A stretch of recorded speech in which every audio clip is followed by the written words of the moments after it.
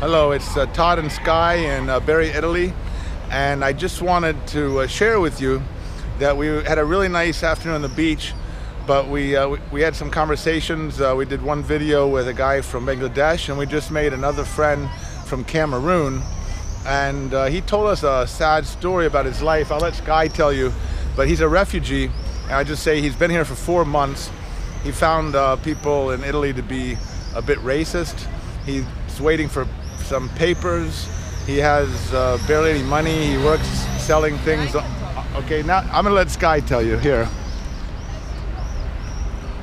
So basically what I can tell you is that, so yes, he's a refugee from Cameroon.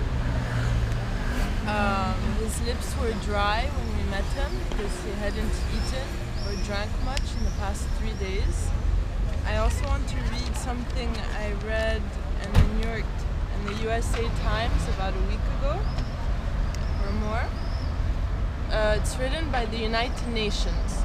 Conflicts and violence raging around the world send the number of people forced to flee their homes soaring to a record of 60 million by the end of last year.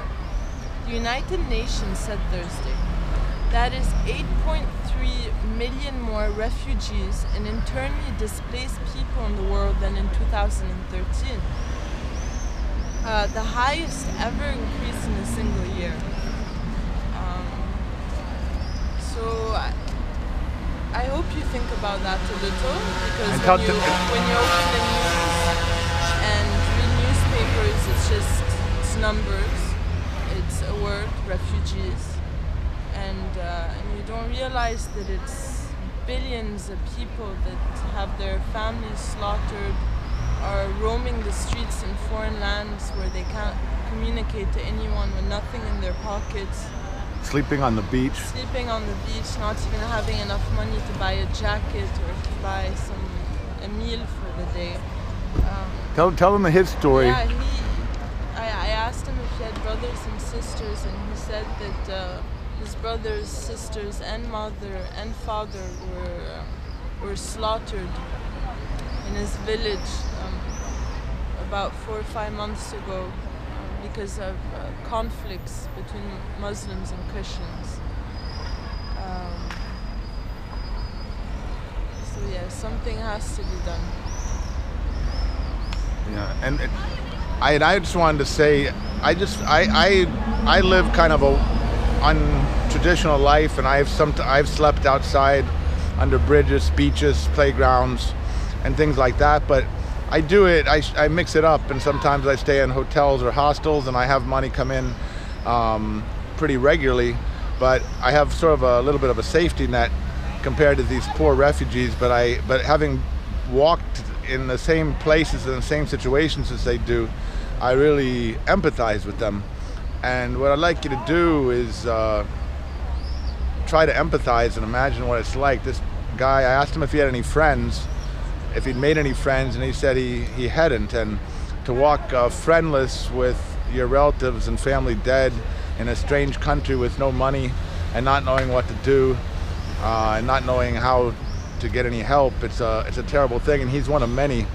Also, when I was in Berlin at my hostel there, I met an Afghani guy, and he told me that he had 6 brothers. They'd all been killed by American soldiers, and I stood there face to face with him as an American citizen, and all I could do is just tell him I'm sorry. And, how could I explain why my fellow countrymen had gone to his country and shot his brothers?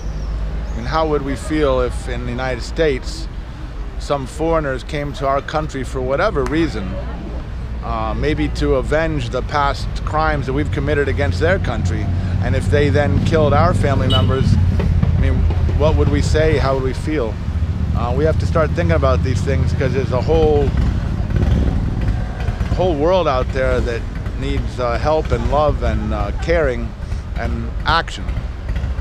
So, anything else, Guy? I guess nothing for now. But definitely think about what you just heard. What should people do? Anything you